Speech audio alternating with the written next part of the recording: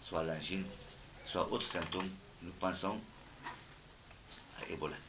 Et puisque à Niassine, nous n'avons pas un centre de traitement Ebola, nous le référons tout simplement à l'hôpital national, donc où il y a un centre de traitement Ebola. Les émeutiers qui sont venus, c'est des loupards du quartier. Ces loupards-là descendaient souvent au service de Primo Physio, où ils se droguaient.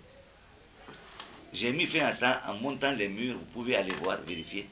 J'ai monté les murs de la Primo Physio. Et ils n'ont plus accès à l'arrière-cour de ce service.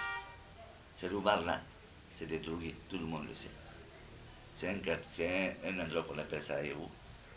Et ça n'interpelle que.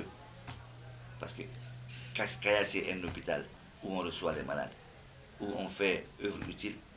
C'est vraiment porter atteinte à un édifice public. Porter atteinte même au sacerdoce qu'est la médecine. Je vous remercie. Et ces personnes disent qu'ils ont envoyé un malade hier à l'hôpital Niassine, qu'on les a référés à Donka et qu'ils n'ont pas pu aller à Donka. Et mais je vous ai dit que la procédure c'est ça. Si la fièvre est là, il y a les symptômes. S'ils ne veulent pas partir, donc on ne peut pas les frapper. Normalement, c'est une procédure. Lorsqu'il y a la fièvre, je vous ai dit encore, il y a 3 symptômes de plus. On pense à Ebola, c'est pour la sécurité même du malade, c'est pour la sécurité de l'environnement, c'est pour la sécurité de la famille. Parce qu'un seul cas d'Ebola peut donner 10, 20, 30, 40, 50, sans contact. Et c'est sans contact, ça fait un problème pour le pays, un problème pour la coordination, un problème pour les professionnels de santé. Vous pensez que si la personne était malade, on ne pouvait pas prendre l'ambulance pour les envoyer? C'est fini. Vous ne voulez plus parler? S'ils ne veulent pas parler, tu veux les frapper? Non. Alors, tu veux les frapper? On a 2 ambulances ici. Pourquoi pas? Supposons que c'était un cas. Voilà. Allez-y. Vous voulez nous amener, on a 2 ambulances. Tu peux voir les ambulances, non? Les ambulances sont prêtes. S'il ne veut pas parler, qu'est-ce que tu vas faire? Tu vas frapper quelqu'un? Il y a 2 ambulances.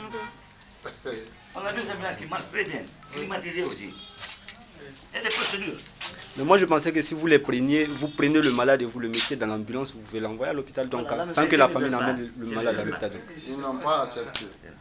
Si c'était un cas d'Ebola, ça m'a aussi été engagé alors. Normalement, on appelle le 115. Oui, parce que l'enfant est décédé sur son lit. Mais s'ils ne veulent pas, tu vas frapper. Je pense que l'hôpital de Niassine a des ambulances ici. Il y a 2 ambulances. Les ambulances sont... Écoutez, les ambulances sont prêtes à tout moment d'envoyer les malades. À tout moment, c'est là. Oui. On a 2 chauffeurs qui dorment ici. Oui. Ils ont une chambre où il y a même la télévision. Oui.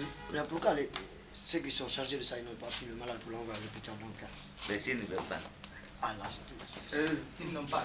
Vous savez qu'il y a une coordination de lutte contre Ebola. Maintenant que la famille s'est opposée, vous avez appelé la coordination pour pouvoir venir récupérer parce que c'est un danger potentiel pour la famille, même pour le quartier et pour la République. Ils ont appelé. Tout a été.